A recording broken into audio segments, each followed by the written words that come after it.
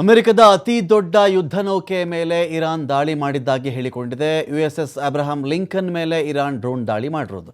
ಸಮರ ನೌಕೆ ಇದು. ಈ ಒಂದು ನೌಕೆಯ ಒಂದಿನದ ಮೇಂಟೆನೆನ್ಸೇ ನಿಮಗೆ 100 ಕೋಟಿ ಆಗಿಬಿಡುತ್ತೆ. ಅದು ಕಾರ್ಯಾಚರಣೆಯಲ್ಲಿದ್ದಾಗ ನಾನು ಮಾತಾಡ್ತಿರೋದು.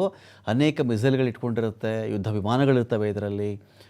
ಬೇರೊಂದು ಕಡೆಯಿಂದ ಕ್ಷಿಪಣಿ ಬಂದು ದಾಳಿ ಮಾಡೋಕ್ಕೆ ಬಂದರೆ ಅದನ್ನು ಕೌಂಟರ್ ಮಾಡುವಂತಹ ಮಿಸೈಲ್ ಸಿಸ್ಟಮ್ ಈ ನೌಕೆ ಒಂದರಲ್ಲಿ ಇರುತ್ತೆ.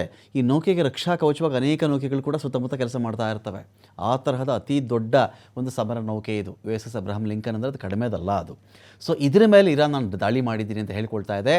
ಡ್ರೋನ್ ದಾಳಿ ನಾನು ಮಾಡೋಕ್ಕೆ ಶುರು ಮಾಡಿದ ಮೇಲೆ ಅಬ್ರಹಾಂ ಲಿಂಕನ್ ಈ ಒಂದು ಸಮರ ನೌಕೆ ಕಾಲು ಕಿತ್ತುಬಿಟ್ಟಿದೆ, ಅಲ್ಲಿಂದ ಕಾಲಿಗೆ ಬುದ್ಧಿ ಹೇಳಿಬಿಟ್ಟಿದೆ ಅಂತ ಇರಾನ್ ಹೇಳ್ತಾ ಇದೆ. ಎಷ್ಟು ದೂರಕ್ಕೆ?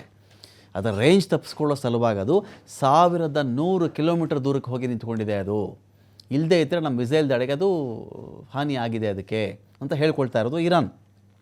ಸೊ ಈ ಬಗ್ಗೆ ಮಾಹಿತಿ ಕೊಟ್ಟಿರೋದು ಚೀನಾದ ಮಾಧ್ಯಮ. ಓಮನ್ ಕೊಲ್ಲಿಯಲ್ಲಿದ್ದಂತಹ ಅಮೆರಿಕದ ಯುದ್ಧ ನೌಕೆ ಇರಾನ್ನಿಂದ ಕೇವಲ 350 ಕಿಲೋಮೀಟರ್ ದೂರದಲ್ಲಿತ್ತು. ಆದರೆ ಇದೀಗ ಅದು 1100 ಕಿಲೋಮೀಟರ್ ಆಚೆ ಬಂದು ನಿಂತಿದೆ ಅಂತ. ಈ ಚೈನಾ ರಷ್ಯಾ ಏನು ಮಾಡ್ತಾ ಇವೆ, ಅಮೆರಿಕದ ಸೇನಾ ನೆಲೆಗಳು, ಸೇನಾ ನೌಕೆಗಳಿಗೆ ಸಂಬಂಧಪಟ್ಟಂತೆ, ಸೈನಿಕರಿಗೆ ಸಂಬಂಧಪಟ್ಟಂತೆ ಪೂರ್ತಿ ಮಾಹಿತಿಯನ್ನು ಚೀನಾ ಮತ್ತು ರಷ್ಯಾ ಏನು ಮಾಡ್ತಾ ಇವೆ, ಇರಾನ್ಗೆ ಕೊಡ್ತಾ ಇವೆ.